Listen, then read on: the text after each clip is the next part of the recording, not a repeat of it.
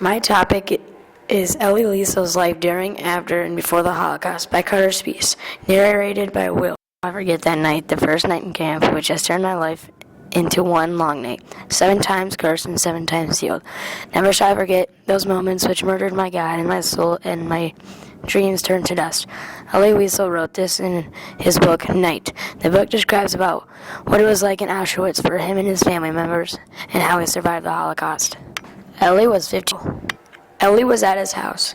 His parents were Sarah Feig and Shlama Wiesel. Shlama and Sarah wanted Elie to be involved in Judaism, and that was the way they wanted him to be raised, by being taught by his father and mother.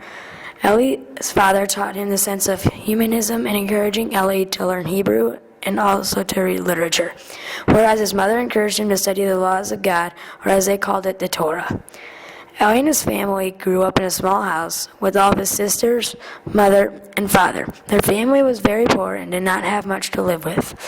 Everything was calm until the war began and the Germans started to put Jews into camps. In May 1944, they were taken. 10 years old when he and his family members were deported to Auschwitz.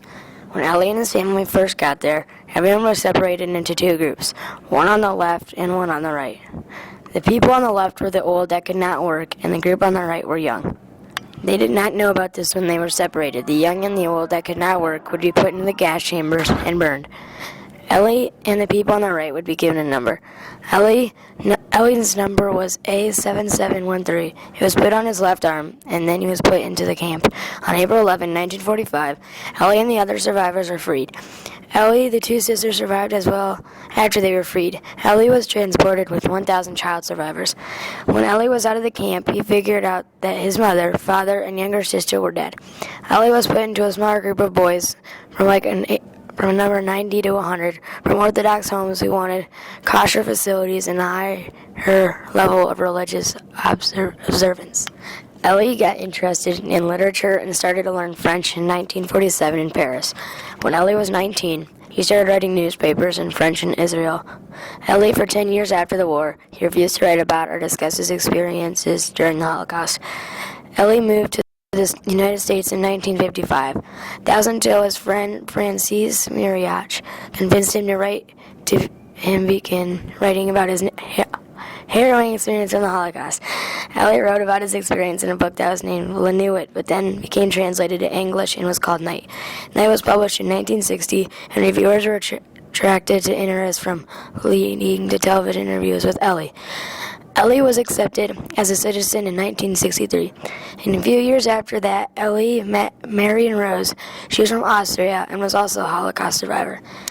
Elie and Marion were married at Jerusalem in 1969. Elie and Marion had 1 son that was named after Elie. Elie's father, his name was Shlomo Elisha Wiesel. Elie's family lived in Greenwich, Connecticut.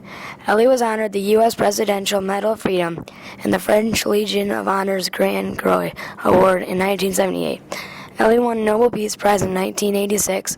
Elie got this award for a messenger to mankind, and also Elie's message, peace, atonement, and human dignity.